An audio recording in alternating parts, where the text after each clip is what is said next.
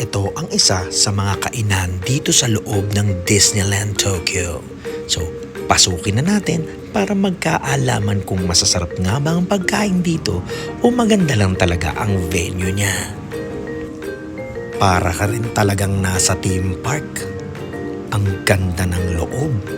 Ewan ko lang kung gaganahan kang kumain kasi para kang nasa kuweba, yung kuweba na nilagyan ng kainan sa loob. Ito nga pala guys at ipapakita natin ang mga presyo ng mga pagkain dito. Konti lang ang choices kasi alam nyo na pag nasa theme park, pang bata ang mga pagkain. So, tingnan nyo na para may idea kayo pag pupunta kayo dito kung gusto nyong kumain na bago pumunta o kakain kayo sa loob pero wala kayong choice dahil bawal magpasok ng pagkain dito. Kailangan dito kayo bibili. Kaya masasabi ko lang, good luck!